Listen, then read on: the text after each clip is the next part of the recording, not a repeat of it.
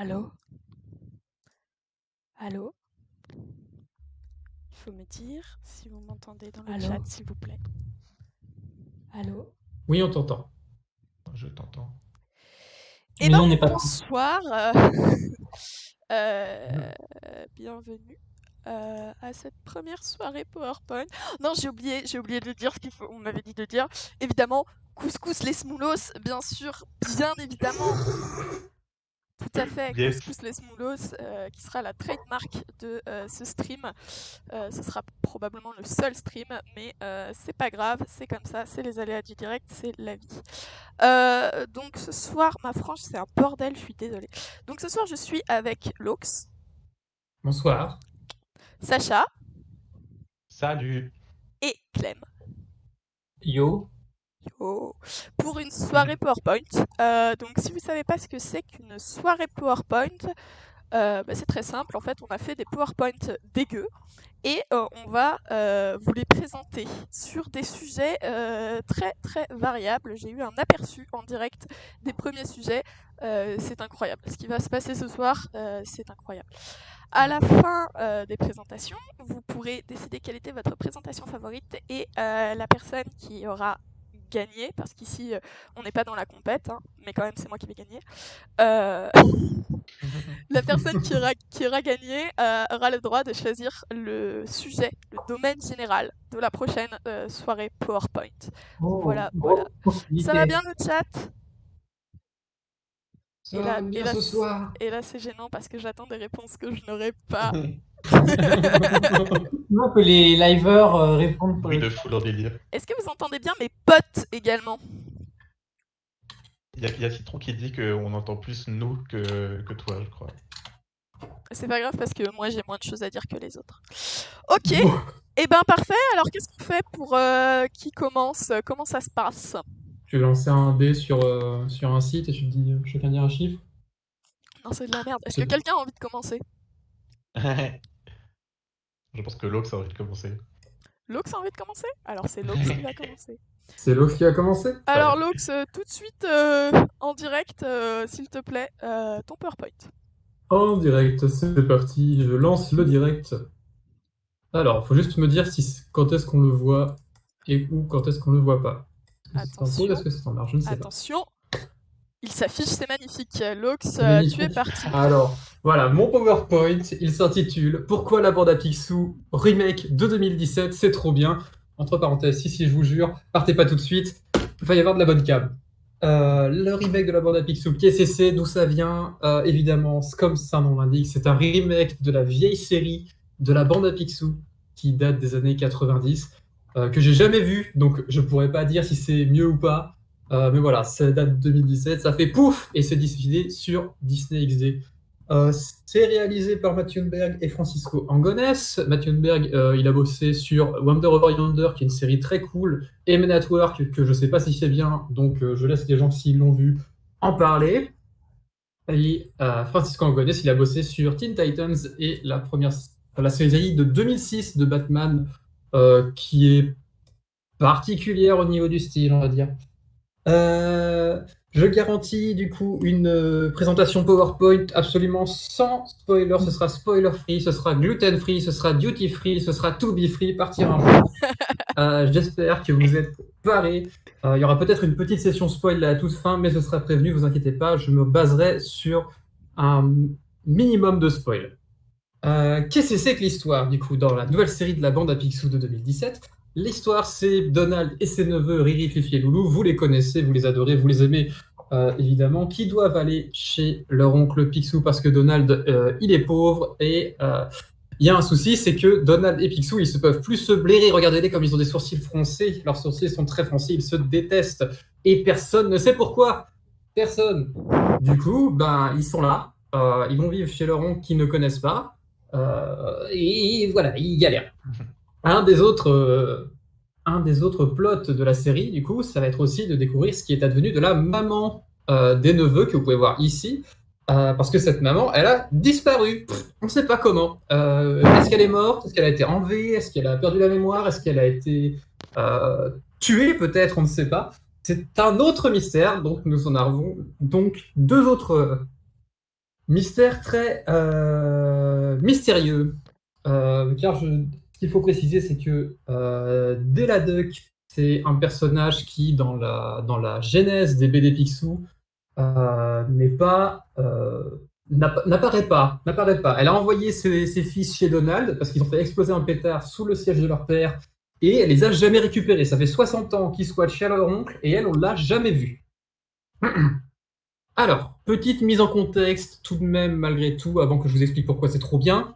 Il faut savoir que le petit mois de quand j'avais 10 ans, vous voyez cette superbe image d'illustration, petit mois de Magnifique quand j'avais 10 ans, photo. tout à fait, était très très fan du magazine Picsou Magazine et de tout ce qui touchait à l'univers des canards de Picsou, donc les BD de Don Rosa, de Karl Barks et tout ce qui se passait dans Picsou Magazine, Super Picsou Géant, le journal de Mickey, Mickey Parade, j'en oublie, mais voilà. Moi, ça j'aime bien, vous voyez, je voyais ça, je disais ça j'aime bien, ça c'est sympa, ça c'est rigolo. Du coup, j'ai un énorme affect pour tout cet univers, bien que ce soit Disney, et c'est un peu chiant parce que c'est Disney, mais malgré tout, ça reste très très cool. Maintenant, oui, voilà.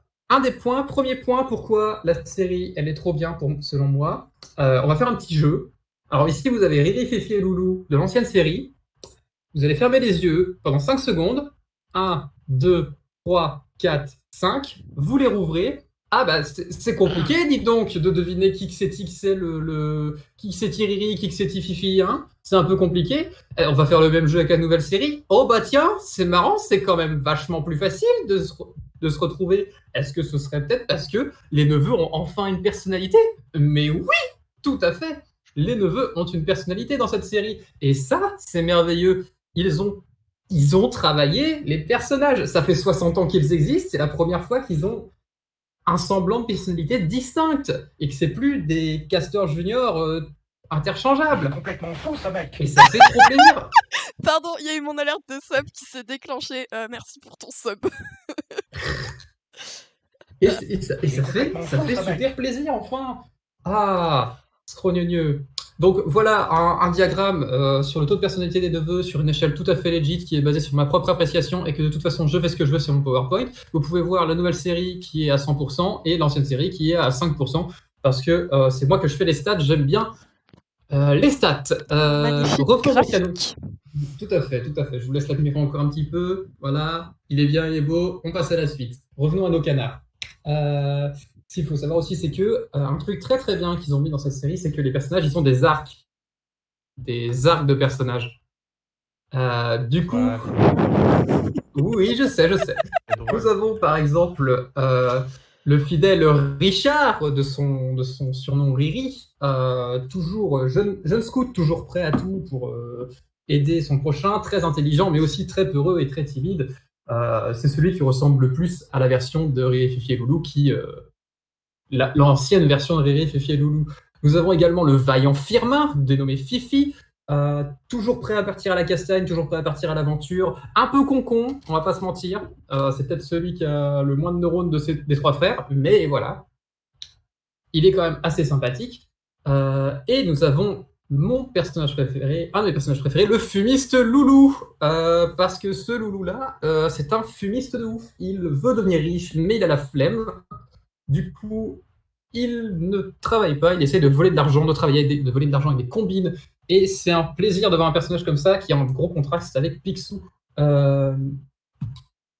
avons aussi des nouveaux personnages, d'anciens personnages qui reviennent, et c'est le temps du redesign. Regardez-moi ça, si c'est pas magnifique. Nous avons le personnage, par exemple, de Zaza, qui est devenu de ce qu'on me dit, un bon personnage, parce que je ne connais pas l'ancienne série, mais de ce que j'ai retenu, de ce qu'on m'a dit, c'était juste le personnage de la fille, alors que maintenant, c'est une petite fille qui a grandi seule dans un manoir, dans le manoir McPicsou, qui est complètement obnubilée par tout l'héritage des McPicsou et toutes leurs aventures. Et c'est une fangirl et une aventurière, et c'est trop sympa d'avoir un petit personnage de petite fille comme ça, qui est vraiment trop cool. Et aussi, c'est une petite fille qui est très très seule parce qu'elle n'a pas d'amis. Évidemment, quand tu grandis seule dans un manoir d'un vieux riche, bah t'as pas beaucoup de potes. Et du coup, elle est extrêmement awkward et ça fait très plaisir de la voir construire une relation avec les neveux. Comme autres personnages, nous avons également Mami Baba et Flagada Jones. Donc, est-ce que j'ai vraiment besoin de présenter Flagada Jones? Je ne crois pas. Et Mami Baba qui a un redesign et une nouvelle histoire et un nouveau background et une nouvelle personnalité. C'est pas les persos que je préfère, donc je vais pas trop en parler, je vais pas trop m'attarder dessus. Tout va bien, on avance pas à pas. Autre point qui me plaît beaucoup dans cette série, c'est le fanservice. Et je sais qu'on va me dire, mais le fanservice, c'est pas bien, c'est ce qui fait les films Marvel, c'est les mangas, gna gna gna. Je vous répondrai, rien à foutre. Moi, je suis trop content parce que dans cette série, le fanservice, il y va à tout va. Vas-y qu'on te fout des références aux dessins de Karl Barks dans le générique, et vas-y qu'on te fout des dessins de Karl Barks partout dans les plans et des dessins de Don Rosa également.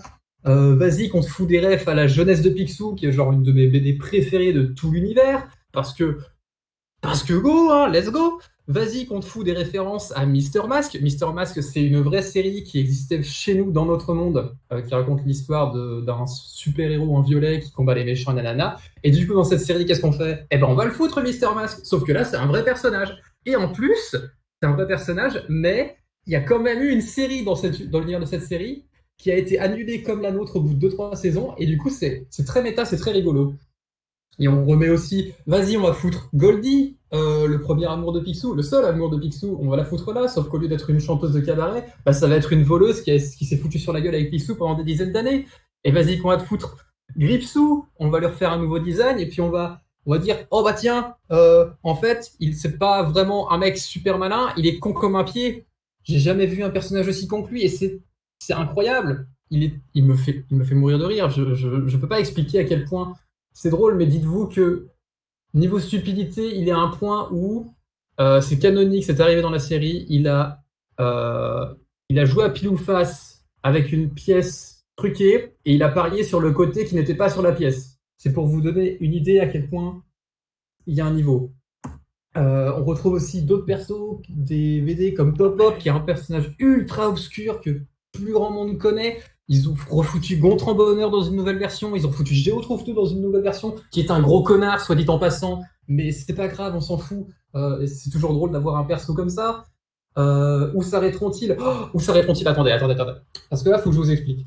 Quand j'étais petit, je lisais une BD qui s'appelait Super Baloo. Je ne sais pas si des gens connaissent Super Baloo. Super Baloo, c'était une BD et un dessin animé où Baloo, le personnage du livre de la jungle, l'ours, s'était dit, ils se sont dit, tiens, on va lui foutre des vêtements, on va le foutre dans un monde d'animaux anthropomorphes, il va être pilote d'avion et il va se battre contre Shere Khan qui est un méchant capitaliste et contre des pirates de l'air. Je vous jure que ça existe, ça n'a aucun sens, je ne sais pas pourquoi ils ont pris ce personnage-là pour faire ça, mais ça existe. Et juste l'existence de cette série est un mystère. Mais ce qu'ils ont fait, c'est qu'il y a un personnage dans cette série qui s'appelle Don Carnage, qui est un méchant pirate de l'air prêt à tout pour tuer Baloo et récupérer de la thune. Et qu'est-ce qu'ils ont fait dans la nouvelle série de la bande de Picsou? Ils l'ont foutu dedans. Bordel de merde, c'est génial. Et ils en ont fait un pirate de l'air toujours, qui est fan de comédie musicale. Du coup, tout son épisode, c'est une comédie musicale. Et c'est trop bien. C'est juste n'importe quoi, c'est juste trop bien. Je peux pas expliquer en quoi je trouve ça trop bien autrement que comme putain, c'est génial. Évidemment, on va parler vite fait des nouveaux persos. Donc, on a cette espèce de connard qui est basiquement Elon Musk, mais avec encore moins de talent. On a Lena qui est la première amie de Zaza. Je vais passer très vite dessus parce qu'il y a beaucoup de mystères sur ce personnage. On sait pas d'où elle vient, nanana. J'ai pas trop spoilé, j'avais dit. Mais plein de persos très très cool, dont notamment un autre de mes persos préférés. Ce perso, c'est Hercule. Hercule, regardez-moi ça comme il est beau. C'est un personnage absolument merveilleux de Himbo qui est complètement con. Et c'est le vrai Hercule. Hein. Je plaisante pas quand je dis qu'il s'appelle Hercule, c'est le vrai Hercule de la mythologie, c'est le vrai demi-dieu grec. Il est complètement con et il a une manie, parce qu'il est très très fan de Donald, il a la manie de lui faire des gros câlins et de l'étouffer dans ses pecs. Et laissez-moi vous dire que personnellement, c'est une façon dont j'apprécierais de mourir. Voilà.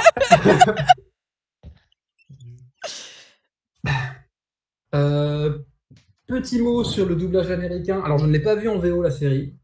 Malheureusement, j'ai regardé en VF, j'expliquerai pourquoi après. Mais il est tout de même à noter que si vous voulez la regarder en VO, la série se tape juste le luxe d'avoir, pour jouer Picsou, David fucking Tennant. Il est complètement fou, ce mec. Voilà. Donc, je dis juste ça, je dis rien. L'alerte de Ils ont stream est également... tombée. De quoi? L'alerte de follow est tombée quand t'as fini David Tennant, c'était incroyable. Ah, c'est beau ça. Il y a aussi Kate Micucci, que vous avez peut-être vu dans Scrubs, qui fait Sally dans Steven Universe, qui double Zaza. Et on a, je ne sais pas si vous le connaissez, toi Clem, je sais que tu le connais bien, on a Lin-Manuel Miranda qui vient faire coucou et qui double un personnage un peu secondaire, mais qui apparaît dans plusieurs épisodes. Je ne sais pas si vous connaissez Lin-Manuel Miranda, c'est juste le mec qui a fait Hamilton. Je ne sais pas si vous connaissez Hamilton. Est-ce que vous voulez que je vous parle d'Hamilton? J'ai un PowerPoint sur Hamilton qui est déjà préparé. Ça va aller, monsieur. Du coup, c'est le doublage américain que je ne connais pas parce que j'ai regardé la série en VF. Pourquoi j'ai regardé la série en VF? Parce que la série en VF, ah là là, mes aïeux. Alors déjà, on retrouve Jean-Claude Donda pour faire Picsou, qui est la voix de Picsou depuis des dizaines d'années. Mais bon, ça c'est un given, j'ai envie de dire. Enfin, des dizaines d'années, plusieurs années. Donc c'est genre, voilà, c'est la base. Mais on retrouve aussi Emmanuel Garigeau pour faire Riri. Emmanuel Garigeau, c'est qui? C'est la voix notamment de Jake dans Brooklyn Nine-Nine, dans la fabuleuse VF de Brooklyn Nine-Nine. On retrouve Alexis Thomasian pour faire Fifi. Alexis Thomasian, c'est qui? C'est Fry dans Futurama, c'est JD dans Scrubs, c'est Zuko dans Avatar. Et on retrouve l'exceptionnel, est-ce que j'ai vraiment besoin de le présenter? Donald Renew sur Loulou. Donald Renew, j'ai pas besoin de le présenter, c'est Spider-Man, c'est Titeuf, c'est Harold dans Dragon. Et c'est un festival, cette VF. C'est incroyable. Ils ont foutu tous les bons, plein de bons comédiens partout. Genre, je vais name drop. Si vous connaissez pas le monde du doublage, ça va rien vous parler, mais vas-y qu'on te fout Adrien Antoine, la voix de Thor sur un perso. Oh, vas-y, on va prendre Emmanuel Curtil, la voix de comment il s'appelle, la voix de Jim Carrey, et puis il va faire le Don Carnage, le mec qui fait le pirate de l'air qui chante. Bah oui, évidemment, pourquoi pas? Et c'est un festival et c'est incroyable parce que la VF, en fait, c'est une série Disney Channel, Disney XD, et les VF d'habitude de ces séries-là, elles sont claquées. J'ai jamais vu des VF aussi claquées de ma vie, alors que c'est des VF récentes, mais c'est claqué au sol. Je pense à toi, la VF de Gravity Falls. Les gens qui me connaissent savent que j'ai un grief contre cette VF, mais vraiment, c'est claqué au sol. Et là, les mecs ont fait une bonne adaptation. Ils appellent des comédiens qui savent jouer et qui sont des grands noms du doublage. C'est incroyable. L'existence de cette VF me ravit en soi.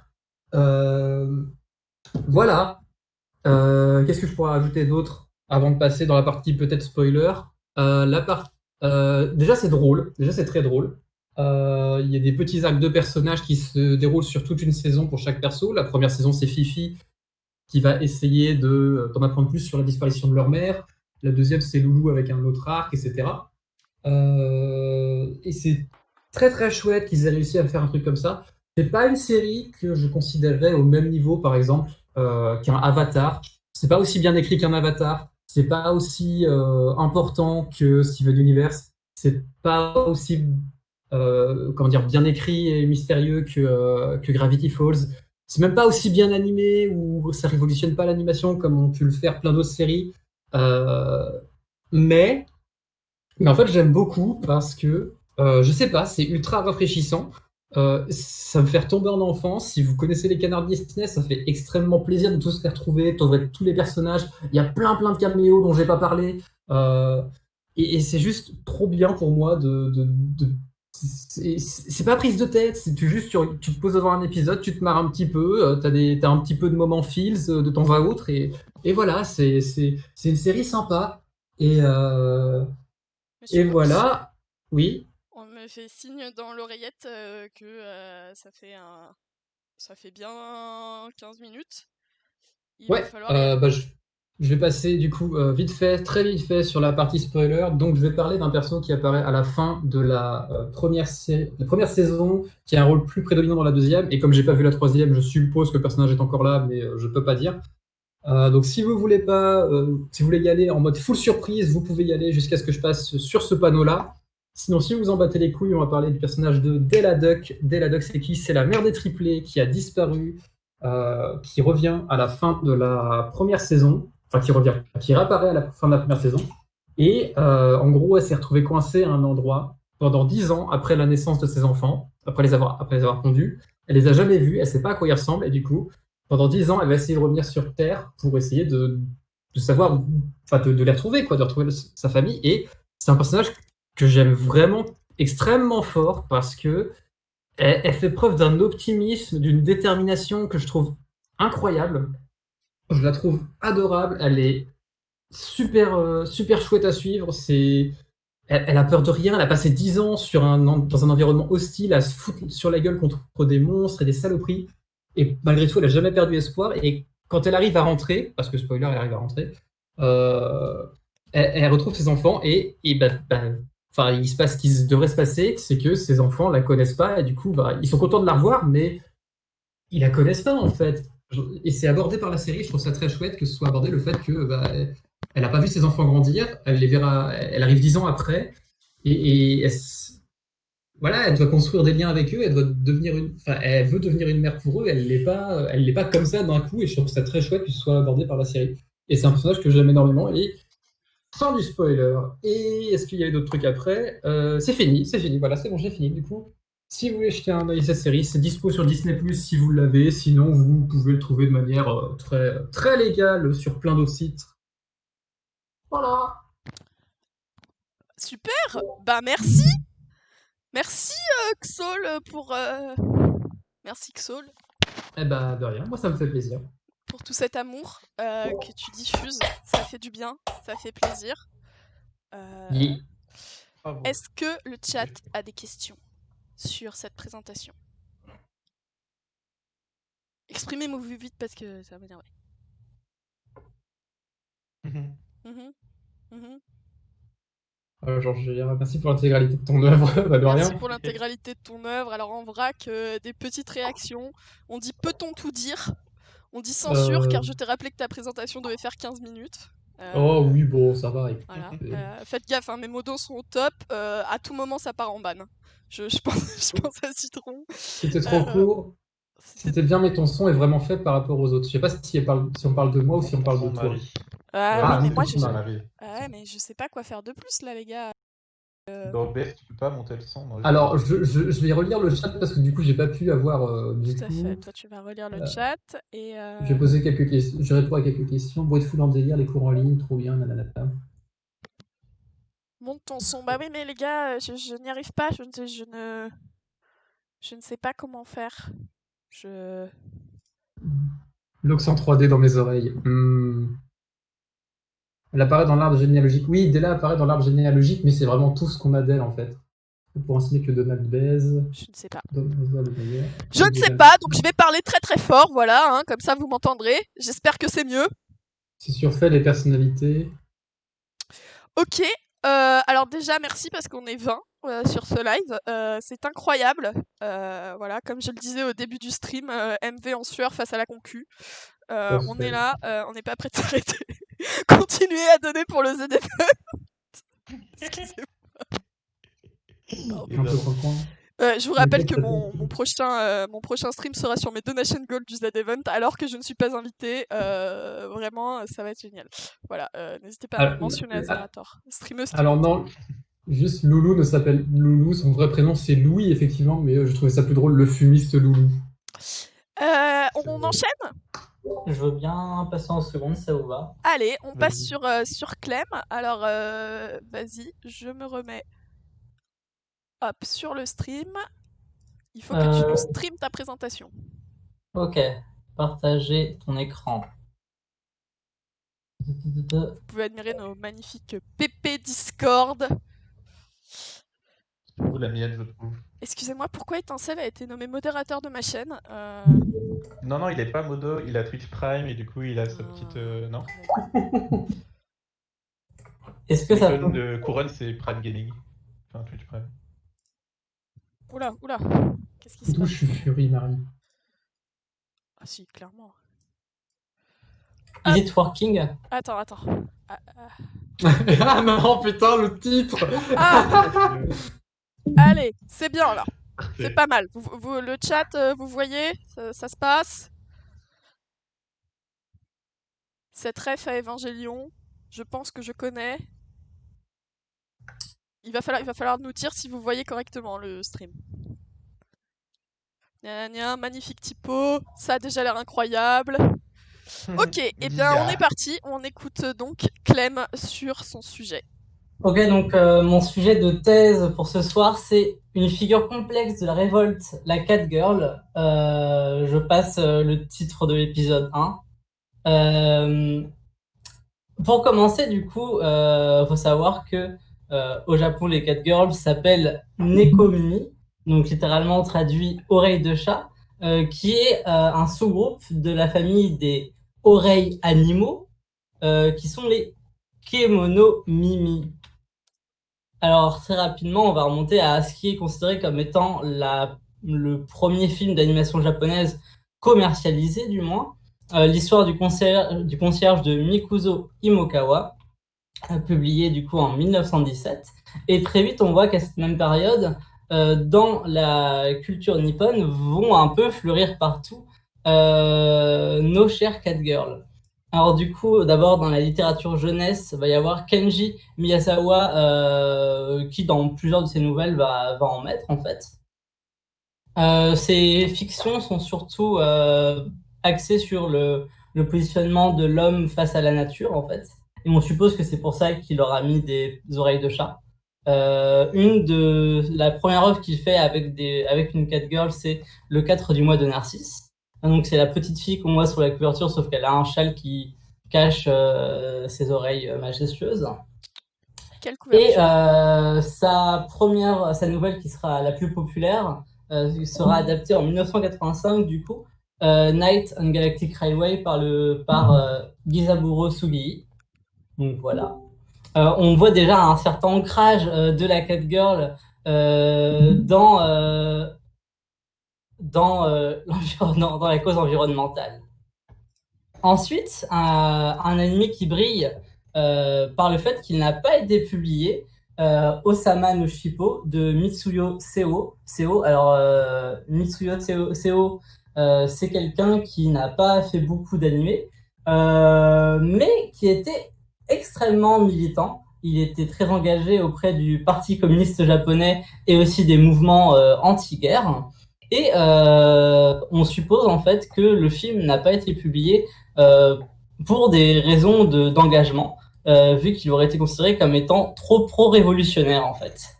Donc c'est pas à proprement parler une des premières œuvres dépictant une Catgirl, mais plutôt Fox bourgeois, parce que comme on peut le voir, un aristocrate présentant des oreilles de renard. Top. Petit fast-forward à Kitaro le repoussant et du coup Gegege no Kitaro, adapté par Isao Takahata. C'est quelqu'un que vous connaissez peut-être vu qu'il a beaucoup travaillé avec Miyazaki, notamment sur le tombeau des Lucioles. Et ce qui est intéressant avec le personnage de Neko Musume, c'est qu'elle arrive à un moment où l'archétype de la Catgirl est pas encore fixé. Donc même si elle n'a pas l'apparence classique de la Catgirl, vu qu'elle a un comportement félin, qu'elle renverse tout et qu'elle est très chaotique, elle est considérée comme étant une des proto-Catgirls. Top. Et pareil, Isao Takahata, qui était lui aussi membre du Parti communiste japonais. Donc on commence à avoir un certain pattern, mine de rien. Ensuite, on passe à The Star of Cotton Lawn de Yumiko Oshima, qui est donc une mangakat, sans mauvais jeu de mots, mangakat, publiée de 1978 à 87 en fait, et c'est considéré comme étant le tournant le plus contemporain de la Catgirl, vu qu'on va lui donner vraiment son apparence un peu shoujo, un peu mignonne. Le plot de l'histoire, en fait, c'est que c'est une enfant chat qui se prend pour une enfant humaine, malgré le décalage avec son comportement. Et du coup, ça laisse à plein de gags et à plein de choses mignonnes. Enfin, Osamu Tezuka nous propose en 84 un revival du mythe de la créature de Frankenstein, mais de façon furie. En gros, le plot de Baggy, The Monster of Mighty Nature, c'est que la mère du héros va offrir au héros, quand il est enfant, un chat génétiquement modifié qui va assez rapidement s'enfuir parce que le chat, je comprends qu'il est intelligent et qu'il marche sur deux pattes. Et du coup, il y a une ellipse de 15 ans. Et dans le futur, du coup, le héros va être contacté pour chasser son ancien chat domestique. Et on arrive vraiment dans un tournant très sexualisant de la Catgirl, parce qu'on peut voir du coup une scène où la Catgirl dort avec le héros. Top, top, top, top, top. Toujours dans cette affirmation de la Catgirl sexualisée, il y a donc, je sais pas comment on dit, je vais dire Toy, Toei, je sais pas, adapté par Iso Hashimoto, que j'ai surtout choisi de mettre, vu qu'on voit un peu en gros là, le principe de la Catgirl est plutôt utilisé comme étant une Pretty Born Yesterday, littéralement traduit Pinei.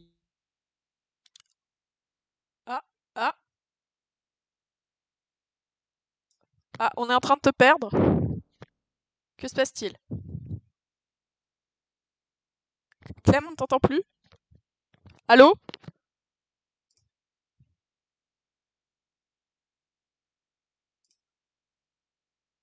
Merde. Qu'est-ce qui se passe? Ah, allô? Est-ce que moi, vous m'entendez?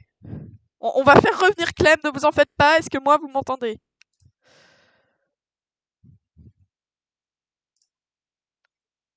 Non, non. Non, ouin, Clem revient, oui, toi on t'entend. D'accord, donc moi on m'entend. Alors attendez, j'essaye de joindre Clem. Ok, on va repasser hop, en cam pour gérer le petit souci technique. Une seconde.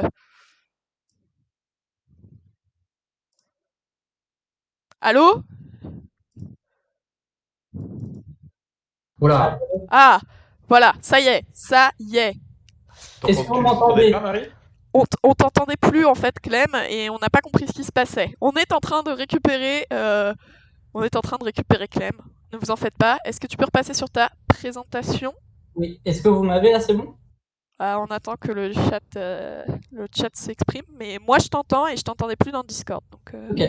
Parce que ce qui est bizarre, c'est que les autres gens dans le Discord m'entendaient. ouais, mais j'ai pas compris ce qui s'est passé. Je me demande si c'est pas le stream qui a un peu planté. Ah, ils entendent en écho. Ah, c'est bon. Ok. C'est bon, ok. Bon, on peut retourner. C'est bon, on peut repartir. Du coup, la raison pour laquelle j'ai choisi Toy Wai de Iso Hashimoto, c'est que c'est le trope très sexualisant du Born Pretty Yesterday, que le personnage de Nia est à la fois l'animal de compagnie et la petite copine et la protégée du protagoniste.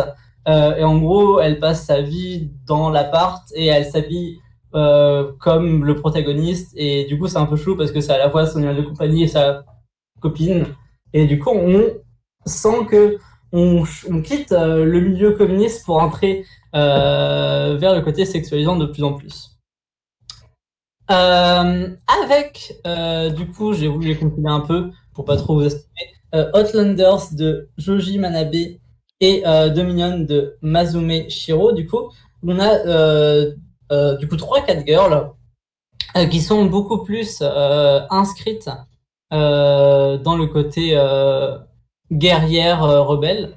Et un truc que je voulais noter en fait, c'est que surtout à l'époque, le principal prisme de diffusion des Catgirls en Occident, c'était par les animés. Et le truc qui était un peu dommage, c'est qu'on peut voir à chaque fois que les animés ont une charte graphique qui lisse un peu toutes les aspérités des Catgirls. Et on a l'impression que c'est juste sorti de n'importe quel truc etchi un peu à l'arrache. Notamment pour elles qui sont un peu badass et qui là sont genre juste avec leurs sous-vêtements. Du coup, c'est un peu triste. Elles ont perdu leur moto. On leur a enlevé leur permis. Et aussi un truc, c'est que Dominion, c'est le premier animé très largement diffusé aux USA avec des Catgirls. Donc c'est vraiment à partir de ce moment-là que va y avoir une influence du marché américain sur la façon dont les mangaka et les animés sont conçus pour le marché occidental aussi. Alors, je voulais aussi faire un petit flashback dans le passé pour comment ça se fait en fait que les Catgirls soient aussi présentes dans la culture nippone. En fait, il faut savoir que un des principaux des artistes de la période ukiyo-e, du coup, qui s'appelle Kuniyoshi, a fait beaucoup d'estampes qui tournent autour de ça. Son œuvre principale, en fait, le plot, c'est un chat vampire qui profite et qui assassine en fait un des courtisans de la cour, un peu redondant mais bon, et qui va se faire passer par lui pour absorber l'énergie vitale des autres membres de la cour. Et il va faire beaucoup d'estampes représentant les chats en tant que nobles et dans des activités diverses de la vie des humains. Hop là. Donc c'est un terreau un peu fertile aux catgirls qu'il y avait au Japon. Et du coup, partie 2, la grande renonciation masculine, un concept du sociologue de la mode Jean-Carl Flugel, où la Révolution française a pavé le chemin vers nos catgirls modernes. En fait, du coup, il faut savoir que le concept de la grande renonciation masculine, en fait, c'est le phénomène qu'on utilise pour expliquer le schisme vraiment qui s'est opéré à partir de la Révolution française entre l'homme et la femme. Alors du coup, là, forcément, je précise, je vais parler de représentation de mode des dominants. Mais bon, on peut voir du coup que à l'époque de notre cher Louis XIV, les codes de la masculinité étaient extrêmement différents. Et on peut voir qu'avec sa femme, il y avait au final pas tant de différence que ça dans le registre des tenues.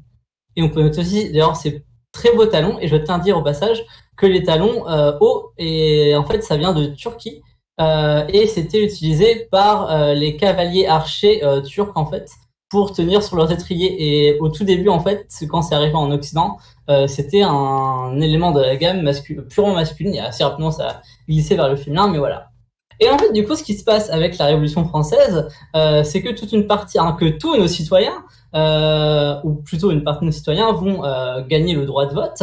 Et du coup, on va changer de paradigme. On passe vers des valeurs voulues objectives, scientifiques et très utilitaires. Et du coup, les hommes vont principalement renoncer à l'habit pas pratique et de symbolique que les nobles et les bourgeois avaient jusqu'à là, et aussi le clergé d'ailleurs, et vont choisir des uniformes purement utilitaires, assez épurés et pratiques, et aussi peu chers, et qui ont été propulsés par l'individualisation.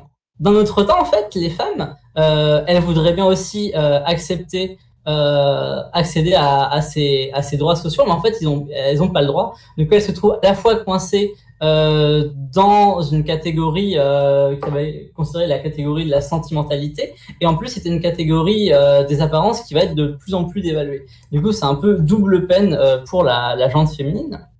Donc on peut voir en fait, l'idée en fait était de montrer que en un siècle et demi, la garde-robe de nos dirigeants français a beaucoup évolué, alors qu'au final, celle des femmes reste toujours aussi complexe et élaborée. Un petit diagramme pour montrer aussi que le registre de forme et de couleurs n'ont pas du tout les mêmes rythmes de changement, parce que globalement, il y a vraiment pas tant de différence de 1800 à 1894. Dans la coupe et les formes, il y a une certaine homogénéité chez l'homme, vu qu'on est vraiment dans ce registre de la praticité, alors que chez les femmes, on a, en termes de métrage tissu, c'est encore extrêmement peu pratique et assez douloureux d'ailleurs. Et donc, pourquoi en fait je dis que c'est ce fait qui a pavé le chemin vers la catgirl en Occident, vu qu'en fait, à l'origine, la catgirl au Japon, c'était une figure qui était extrêmement diverse.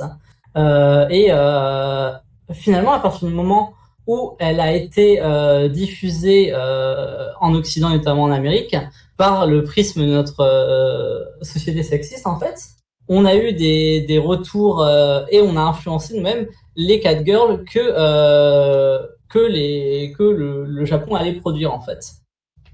Et donc au final, la catgirl, c'est un élément folklorique nippon qui est extrêmement lucratif dans un contexte capitaliste sexiste. Et enfin, parce que je ne savais pas exactement comment conclure, et j'aimerais bien dire qu'il faudrait une deuxième partie pour un exposé et s'intéresser entre les liens de la catgirl et des politiques, vu que on connaît un certain lien entre le milieu trans et les catgirls, et aussi il y a eu beaucoup de débats là-dessus, que par exemple le mot catgirl est banni du subreddit communiste américain, et du coup ça demanderait toute une deuxième vidéo, mais je voulais juste l'aborder brièvement à la fin. Voilà. J'espère que ça vous aura plu. C'était extrêmement chaotique. Voilà, bisous. Oula. Attends, faut que j'arrête ton stream parce que sinon on voit les choses. Ah. Tout va bien. C'était absolument incroyable ce qui vient de se passer. Voilà, Elon Musk en sueur, évidemment. On pense à lui. C'était fou. C'était génial. Alors, est-ce que le chat a éventuellement des petites questions concernant cette superbe présentation sur les catgirls? C'était incroyable. Franchement, je suis content d'être passé avant parce que du coup, en comparaison, je suis un peu au sol. Ok. Je vais rester un peu pour voir s'il y a des questions. On me dit quid de Jean 4 sexe, évidemment. Quid de Jean 4 sexe. Alors, je vois qu'il y a un pattern dans nos exposés. On a parlé 2 fois d'Elon Musk. Je me demande si les autres seront aussi allés à la hauteur. C'est plutôt intérêt. Hein. Je ne suis pas sûre. Alors pour ceux qui ne connaissent pas, mais qui ne connaissent pas évidemment Jean 4 sexe, je vais vous le renvoyer hein, parce que c'est une nécessité. Voilà, je vous propose de vous référer à ce tweet. Voilà. N'hésitez pas à follow cette chaîne. Hein. Je suis pas sûre qu'on parlera des catgirls à chaque fois, mais c'était riche en émotions.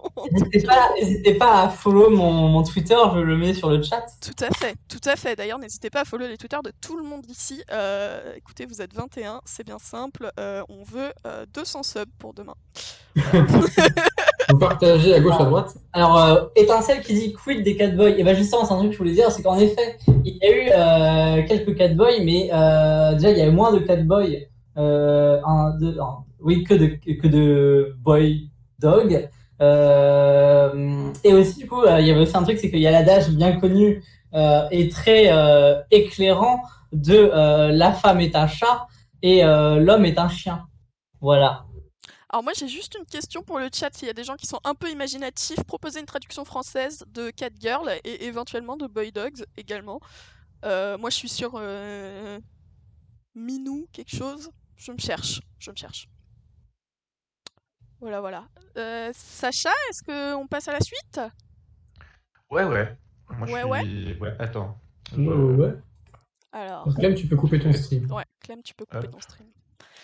Alors, on propose garçon chien chez me, fille chat. Ouais, mais fille chat, c'est la traduction littérale. On veut un truc un peu plus filine. C'est assez dur à dire, mais c'est vachement bien. Ça ressemble un peu trop à Fillon. Ah, ça ressemble un peu à Fillon, mais Fillon n'est-il pas une catgirl finalement? Hop, normalement, je suis en train de streamer. Attention, on passe sur la présentation de Sacha. Ah. C'est bon? Ok. Attends. Eh ben, bonsoir. On a un petit souci d'incrustation d'image. Voilà, je vous le mets comme ça, j'espère que ça ira. Voilà, magnifique. J'espère également. Voilà, une superbe présentation, on est tous très jaloux. C'est bon? Pour moi, c'est bon. Est-ce que c'est bon? Ok. Donc, bienvenue à mon fantastique exposé qui, je pense, sera un peu plus court que les autres, sur le Quidditch. Le Quidditch quoi? Mais surtout le Quidditch quand, comment et pourquoi c'est bien. Disclaimer que je n'ai pas nécessairement pensé à mettre. C'est pas ce que vous croyez.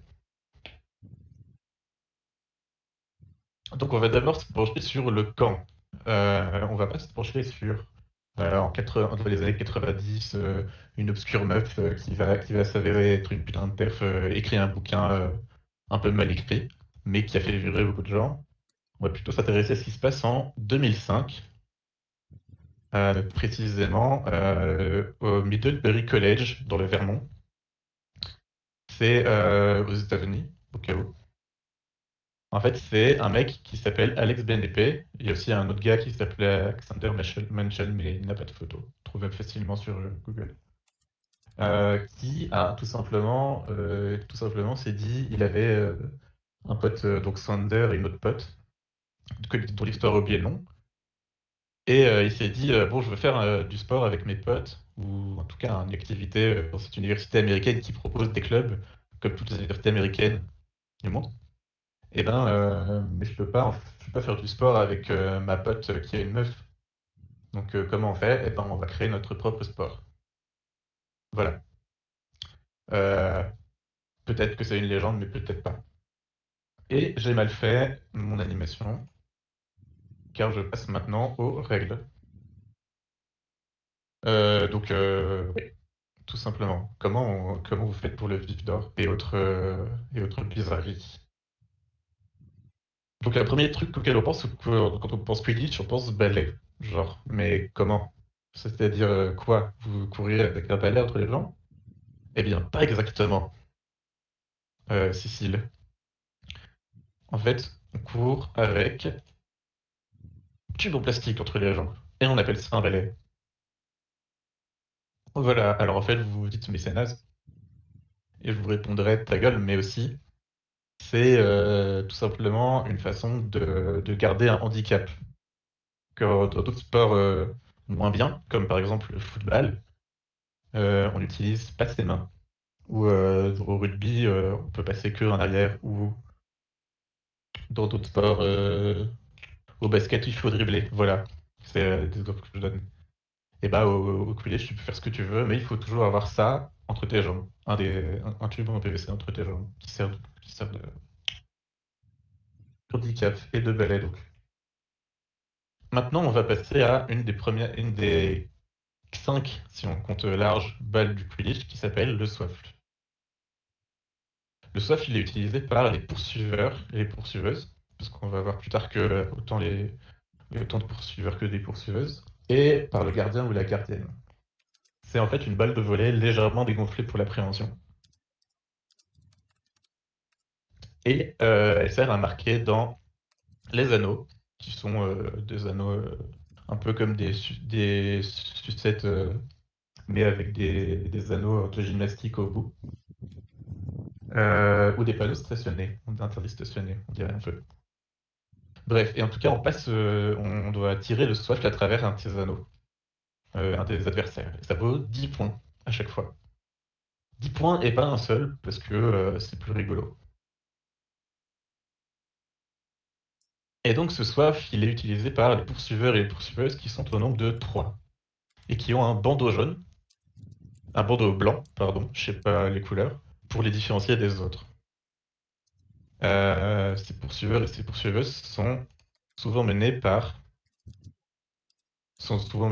un gardien ou une gardienne qui est Edwell à un bandeau vert pour les différencier des autres.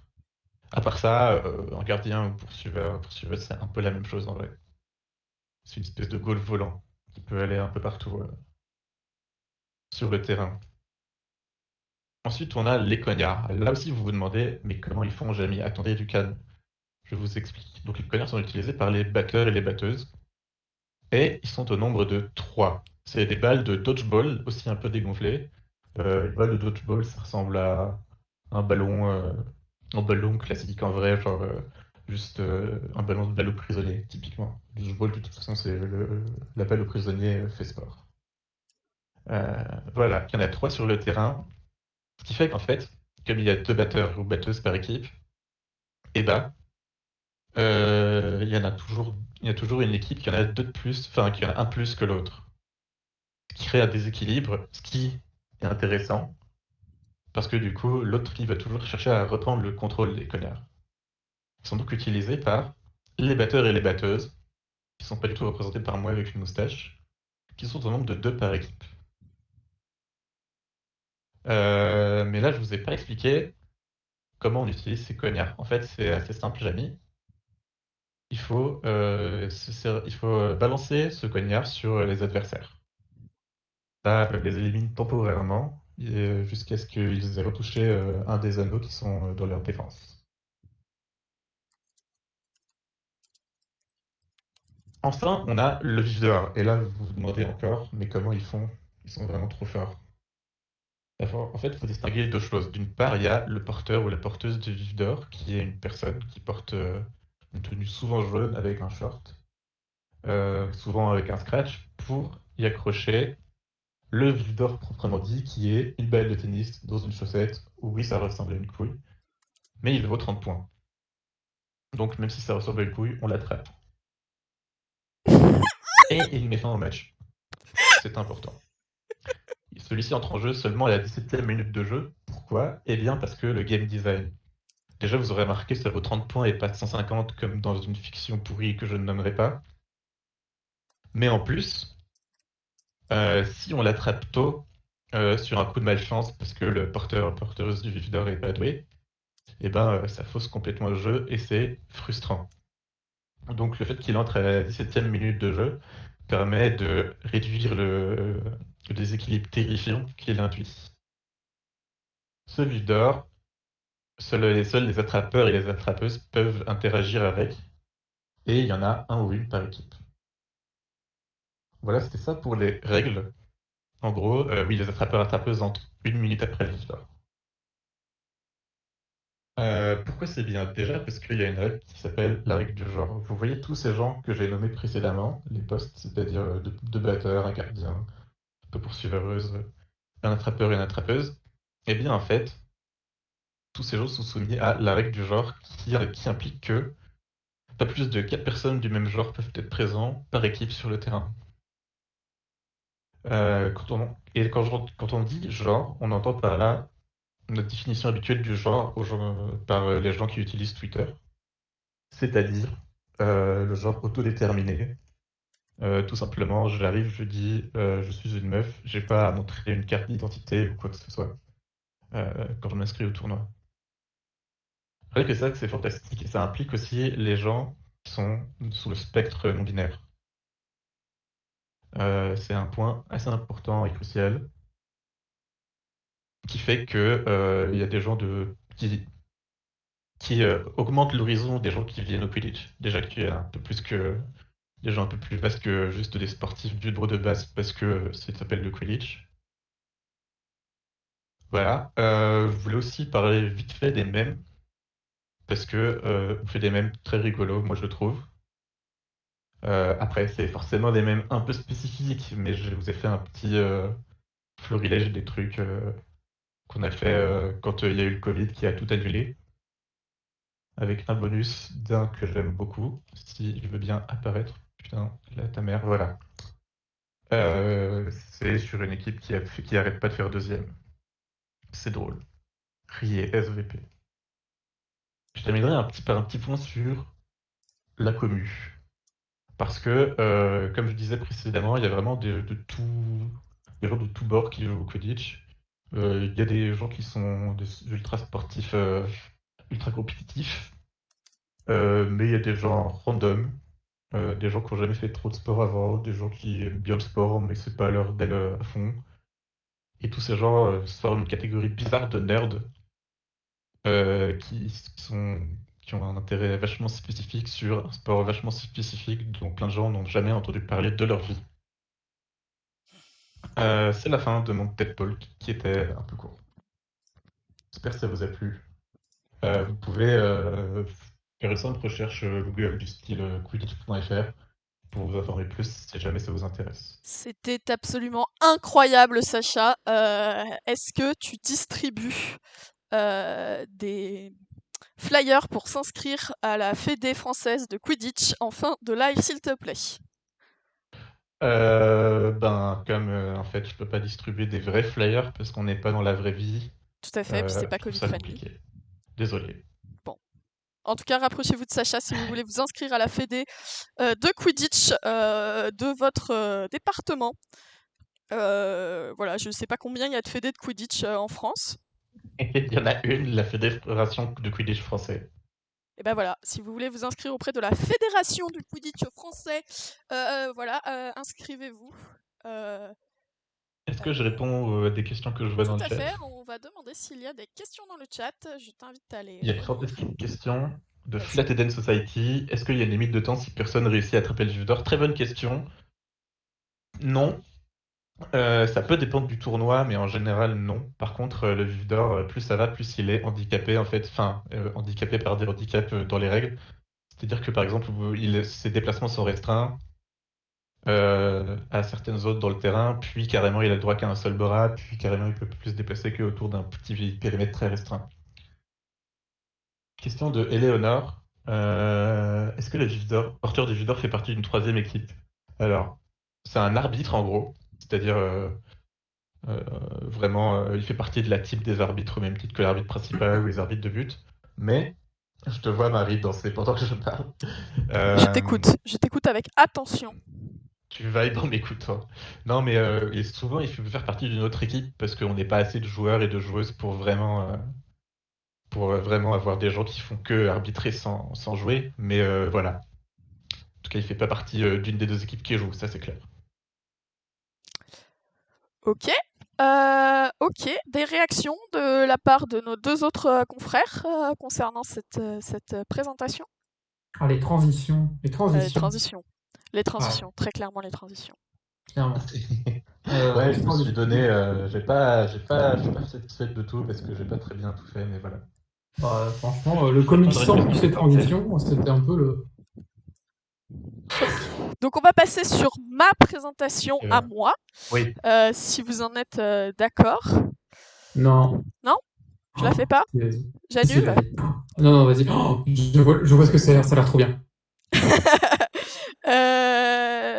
Vous vous mutez dans Discord, ça vous va? Oui. Ok, On va aller dans le chat si tu veux. Et puis comme ça, on peut- comme vous voulez, mais de toute façon j'ai besoin de vous à la fin. D'accord, bon, on reviendra. Ok, alors donc tout le monde ce soir a parlé de sa passion, surtout Clem, hein, on s'en souvient, les 4 girls. Excusez-moi. Et du coup, moi, je vais vous parler de la mienne, d'une question qui me taraude depuis maintenant de nombreuses années. Est-ce que le water polo est un sport qui est finalement viable? Ah bah ça marche pas. Hop.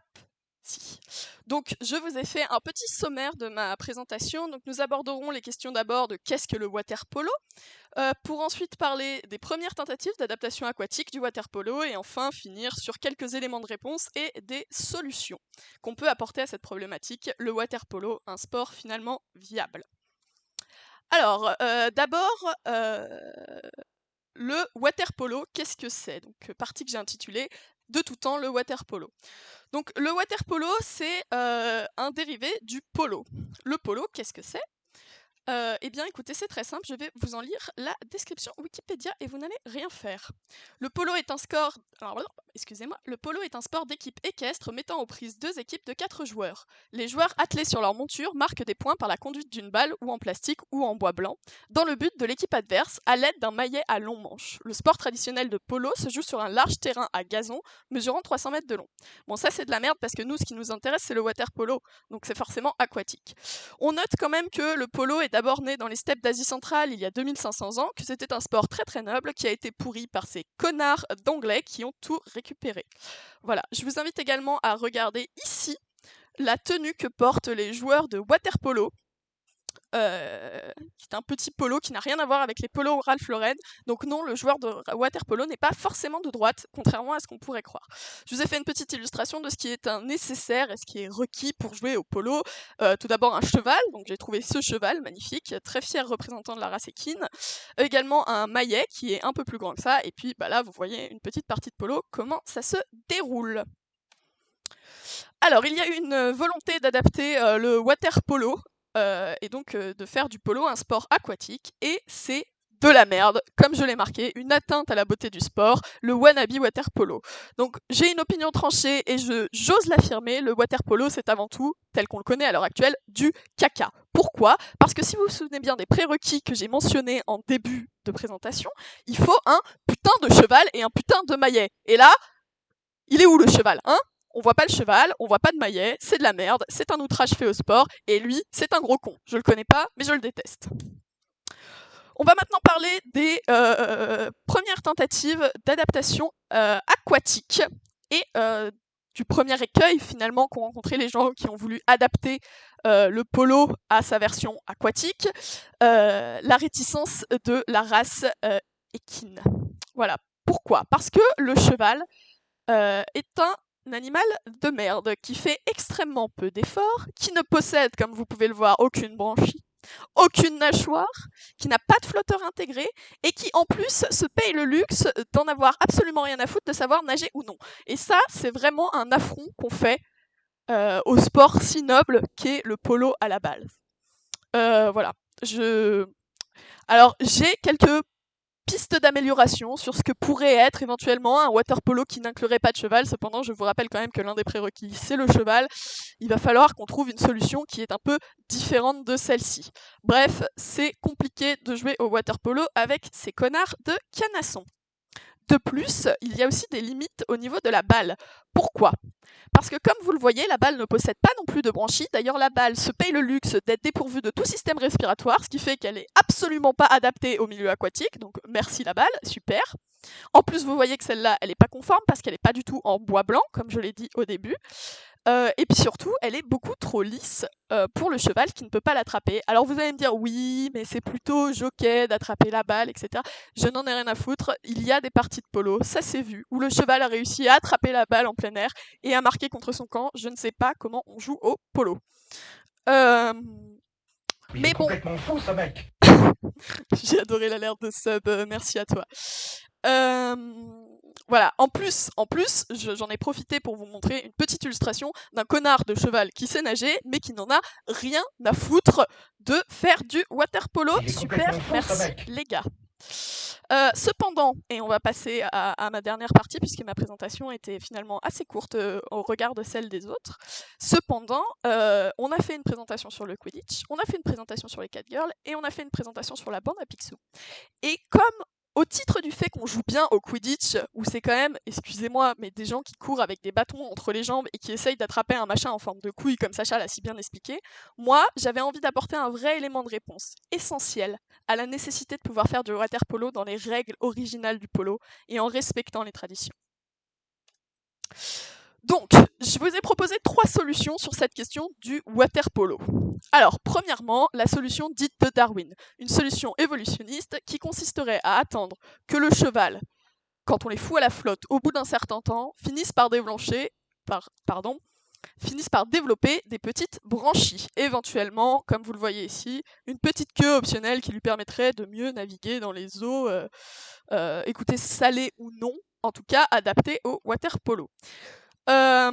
Le problème de cette solution, c'est ce qui est évoqué ici. Évidemment, cette solution est un peu longue, ça demande du temps. On sait qu'à l'heure actuelle, avec une pandémie sur les bras, les Américains et le réchauffement climatique, on risque de canner bien avant que le cheval ait fini d'évoluer et d'avoir ses petites branchies. Je me suis tournée vers la science, tout de même, pour essayer de greffer des branchies sur un cheval. Les résultats sont peu probants, les scientifiques sont assez peu enclins à m'aider dans cette solution d'avoir des branchies sur un cheval, et en plus les chevaux sont pas très très contents. Donc la solution dite de Darwin a tout de même ses limites. Alors je tiens quand même à vous dire que des études sont en cours au Centre international d'études du sport en Suisse pour cette question importante, fondamentale du water polo. Cependant, ils se sont tournés vers leurs voisins du CERN, CNRS même, peut-être même, plutôt du CNRS, je crois. Et ces scientifiques de merde ont essayé de foutre un cheval plus un poisson dans un accélérateur à particules pour essayer de, vous voyez, mixer un peu le bousin et faire en sorte qu'il ressorte avec des branchies. Ça n'a pas trop marché, il y avait du cheval partout. Du coup, ils ont abandonné cette solution et moi je trouve ça extrêmement dommage. Je manque de sous pour continuer ces recherches, mais je les trouve essentielles. Je vous propose donc de vous abonner à mon PayPal, ça ne veut rien dire. De toute façon, vous ne comprenez rien et moi non plus. Ensuite, deuxième solution dite de La Fontaine. De La Fontaine, s'il vous plaît. Donc vous connaissez la passion de La Fontaine pour les animaux. Moi j'ai proposé 3 potentiels animaux en capacité de se substituer à un cheval pour pratiquer le water polo dans les règles de l'art. Alors, j'ai d'abord pensé au dauphin, mais le problème, c'est que... Alors, le problème du dauphin. Le dauphin, c'est super, d'accord? Ça nage bien, ça attrape les ballons, comme vous pouvez le voir sur cette petite image d'illustration que je vous ai mise. c'est sympa, sauf que ces petits cons sont trop fiers, parce qu'on a déclaré récemment dans une étude qu'ils auraient un QI supérieur au nôtre. Du coup, ils refusent d'avoir des jockeys sur le dos, et donc on peut pas jouer avec eux, c'est vraiment des bâtards. En plus, ils nous narguent parce qu'ils font leur propre partie de water polo tout seuls dans leur coin, on n'a pas le droit de jouer avec eux. Ça m'énerve au plus haut point. Donc le dauphin exit. J'ai ensuite proposé l'hippocampe, qu'on appelle célèbrement le cheval marin, sauf que cette petite merde est beaucoup trop petite. J'ai voulu aller revoir le CNRS pour tenter de l'agrandir dans un accélérateur à particules. Ça n'a pas marché, ils n'ont pas eu envie. Et maintenant, je n'ai plus le droit de m'approcher à moins de 10 mètres du CNRS de Suisse. Mais bon, c'est pas grave, je garde le smile, je suis plus forte que ça. Et enfin, ma dernière solution était éventuellement un hippopotame, parce qu'un hippopotame, c'est stable, ça ne coulera pas. Et on peut s'asseoir dessus. Ça fait la bonne taille. Cependant, ces putains d'hippopotames sont extrêmement débiles. Ils sont d'une connerie affligeante. Ils éclatent les ballons quand ils jouent avec. Et c'est un désastre. Voilà, je tiens à vous dire que plusieurs jockeys sont morts pour nous donner cette information.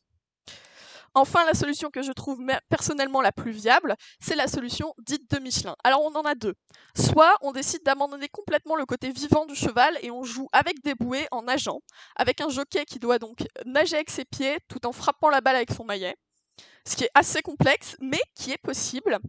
Je l'ai appelé de Michelin en hommage, bien sûr, aux pneus Michelin, aux pneumatiques Michelin et à la gonflette, parce que je suis une énorme fan de Thibaut InShape, comme chacun le sait. Sinon, l'autre solution était de foutre des brassards à un cheval. Donc, je vous ai fait une petite illustration de brassard sur un cheval. Alors, je pense que mes brassards sont un petit peu petits. Et là, s'est posée la question incroyable de sur un cheval, comment met-on les brassards? Est-ce qu'on en met deux à l'arrière? Est-ce qu'on en met un de chaque côté? Est-ce qu'on en met un autour du cou éventuellement? Je me suis posé la question également. Le problème, c'est que plusieurs chevaux sont morts pendant les essais. On aurait dû faire ça à un endroit où ils avaient pied, mais on ne savait pas s'ils flottaient ou pas. Après, c'est très très compliqué. Voilà. Je tiens également à vous dire qu'on a tenté de leur foutre des palmes. On a pris des poneys Shetland, des petits là, les trucs un peu hargneux. On a essayé de leur foutre des palmes et de les inscrire à un cours de natation. Ils en avaient rien à foutre et ils ont mordu le moniteur. Et du coup, maintenant, je n'ai plus le droit de m'approcher de la Fédération française de natation à moins de 10 mètres. Et ça commence à devenir très très compliqué pour moi. Donc, ce qui m'amène à ma conclusion. Le water polo avec cheval, une bien belle utopie. Puisque sans collaboration de la part de la race équine, nous ne pourrons malheureusement pas voir le jour, en tout cas de notre vivant, du water polo. Nous reste encore la solution dite de Darwin, d'attendre inlassablement qu'ils évoluent et essayer de ne pas détruire la planète pour voir un jour de fiers jockeys monter sur de fiers chevaux et fendre les flots en agitant leur maillet et en se passant la petite balle. Voilà. Et donc, comme vous pouvez le voir, aucun cheval n'a été blessé durant la réalisation de ce PowerPoint parce que je les ai tous butés avant. Voilà, voilà. J'espère que ça vous a plu. Je vais demander à mes compatriotes sur Discord de se démute et de me dire ce qu'ils en ont pensé. Est-ce qu'il y a des questions relatives à ma présentation sur le cheval? Il est où Nagui? Nagui n'a pas été invité parce que lui non plus, il n'a pas le droit de s'approcher du CERN à moins de 10 mètres et il n'a plus le droit de mettre les pieds près d'un centre équestre. Voilà. À moins de 10 mètres. Moi c'est pas une question, c'est une remarque. Tout à fait. T'as dit les poneys Shetland, c'est petit et hargneux, du coup je pense que c'est un peu les Sarkozy des chevaux, voilà. Bien vu, tout à fait, bien vu, bien vu. Alors moi je tenais à dire que dans l'autre vocal, Étincelle était en train de décéder de rire. Est-ce que vous avez des remords? Je regarde un petit peu si vous avez des questions. Un connard adepte des chevaux qui me dit les chevaux nagent très bien. Oui, mais ils ne coopèrent pas. C'est bien le cœur du problème. Le cheval nage, mais il ne coopère pas. Tout à fait. Est-ce que c'est le water polo parce que ça se passe dans des chiottes? Non, rien à voir, ça se passe dans une eau très pure. Rempli de merde de cheval, du coup. Je pleure. Pourquoi ils portent pas de polo? Parce qu'ils ne sont pas de droite, je l'ai évoqué en début de présentation, il faut suivre un petit peu. Hein. Je vous rappelle qu'il y aura une rédaction sur ce sujet la semaine prochaine. Hein. La modération qu'à la fin du stream, tu viendras avec des polos écrits pardon water. Oui, merci. Oui. Important, je pense. Pourquoi ne pas jouer avec des hippocampes? Ça existe déjà. J'ai répondu à cette question. Merci. Ah oui, alors sur la question des hippocampes, d'ailleurs, je tiens à vous dire qu'il y a aussi une possibilité d'arriver à rétrécir l'homme, un petit peu comme dans ce film Marvel absolument à chier là. Chérie, j'ai rétréci les gosses. Exactement. Oui, ce film Ant-Man. Marvel là. Comme dans Ant-Man, mais pareil, ça demanderait encore une fois la coopération du CERN, et moi, je n'ai plus le droit d'y aller, les gars. On ira à ta place. Quid de la piste Ouais. du dauphin? Piste explorée. Je suis désolée, j'ai répondu à toutes vos interrogations avant. Voilà. Mais t'es juste une super anticipatrice, une turbo-visionnaire, tout simplement. Je ne vois pas d'autre explication. Elé qui me dit dédicace pour Clermont, STP en Michelin. Alors je fais une dédicace à toutes les villes autour de Clermont, Mais pas à Clermont. mais pas à Clermont. Ok, bah, je vous propose maintenant, je vous mets un petit lien. Vous votez pour votre présentation préférée, qu'on sache simplement qui va choisir le thème de la semaine prochaine, s'il vous plaît. Merde. Tu m'achotes un petit peu. Pardon. Ah, j'ai essayé de booster mon son. Apparemment, il y a eu des petits problèmes de son pendant le live, mais je pense que ça peut se régler rapidement. On va Oh, tenter ça de régler va. ça pour la semaine prochaine. Genre, c'est toujours. Ça s'est fini vachement vite en fait. Hein. 1 heure pour 4 personnes, c'est très bien. Hein. Ouais, c'est pas mal. c'est honnête. C'est Mais un c'est peu bien, le tu vois. Genre de Elon live. Musk du PowerPoint, je ne vous permets pas. Je tiens à dire que je vais voter, mais pas pour le Quidditch, car je suis fair play, et aussi parce que je pense honnêtement que. C'était quoi le la thème bande de est cette peu semaine? crédible. Alors ça, par contre, c'est une vraie question. C'était quoi le thème de cette semaine? Comme c'était le tout premier, on a fait un sujet libre, où on avait le droit de prendre ce qu'on voulait. On peut trouver des points communs, je pense. On a du sport, on a des canards, on a de l'eau, on a des chats. C'est vrai. Un peu outré par les résultats présentement. Pas parce que le C'est Quidditch est vrai en qu'on a bas, bien rigolé. mais parce que les 4 girls sont en haut. Je n'arrêterai pas, je n'arrêterai pas les résultats tant qu'il n'y aura pas 22 votes. Je vous le dis. Je tiens à ce que tout le monde s'exprime. C'était animalier. Démocratie C'est ou vrai que quoi? c'était très animalier. C'est vrai, sauf Sacha. Mais après tout, le Quidditch n'est-ce pas un sport de gros blaireaux? Oh po, po, po. Décédé face à cette argumentation, je me retire de la vie politique. Je ne vois que ça. En vrai, j'ai une photo d'un Fury à une convention qui avait chevauché un balai, donc j'aurais pu l'édite la sortir si On est j'avais à su. 16 votes, à 20 votes, j'arrête tout. On est à 17 votes.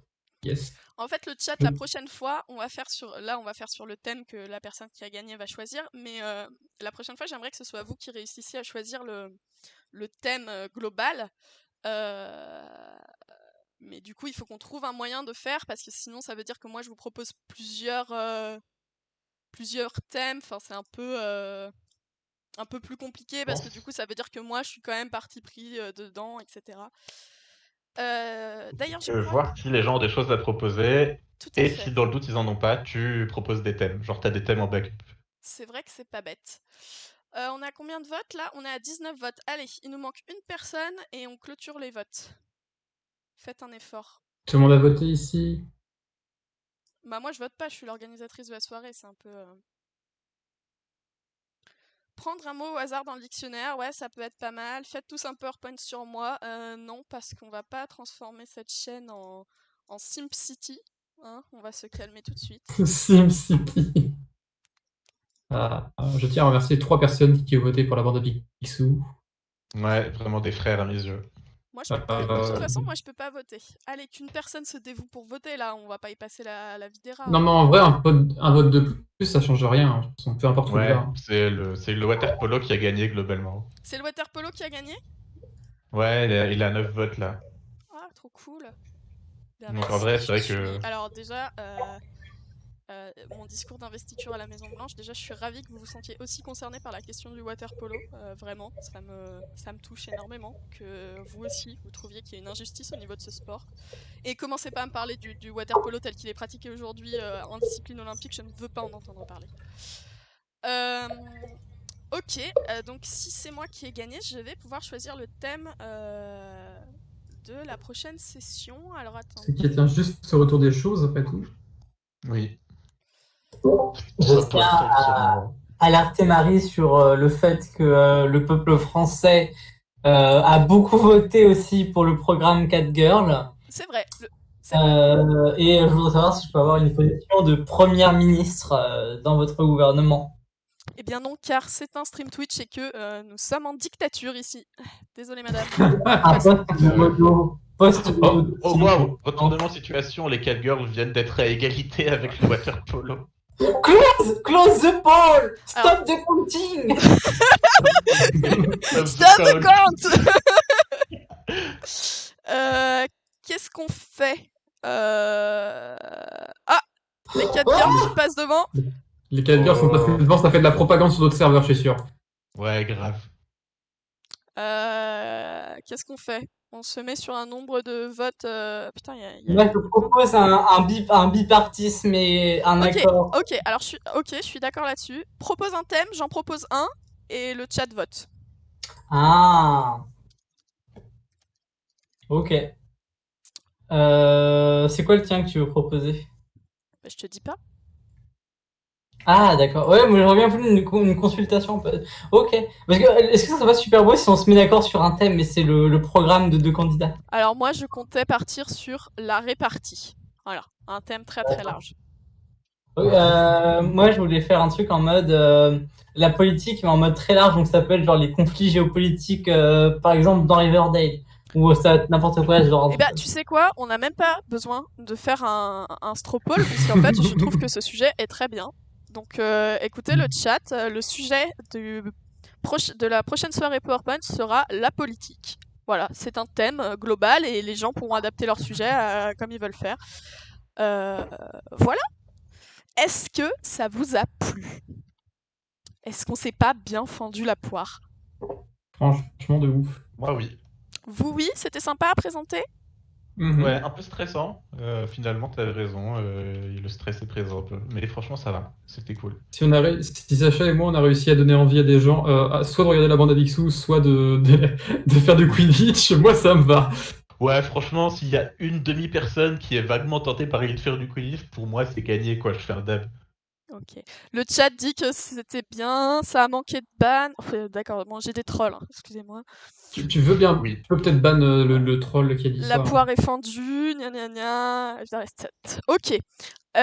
Donc, la semaine prochaine, on va partir sur la politique. J'ai déjà les invités, s'ils me confirment, donc c'est sous réserve 2.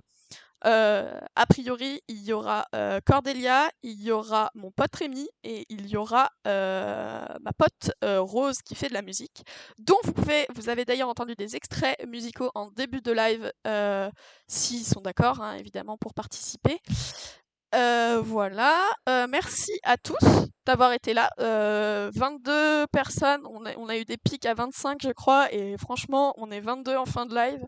Je trouve que le nombre de gens qui sont venus suivre ces conneries, c'est vraiment incroyable en fait. Merci beaucoup, c'était cool, je m'attendais pas à ça pour une première, c'était vraiment sympa et on s'est bien amusé. Voilà. Un petit follow. Et un petit follow, c'était sympa. On a un petit follow. Comment on fait un abonnement genre payant? Tu peux pas, je l'ai pas ouvert ce truc-là. Faut avoir un certain nombre de. Ouais, faut avoir un certain nombre d'heures de stream et d'abonnés et de followers et tout. Tout à fait. En tout Et cas, après, faut que Marie il soit OK pour que les gens la payent. On va vous laisser le chat. Je Bisous les gens. vais partir. hydratez-vous. Oui. Ibra TV. Bonne soirée à tous. Bonne soirée. Ouais. Bisous. Tab. Au revoir les petits potes à la compote. Fantastique vraiment. Wesh les amis. Si. Ah, c'était.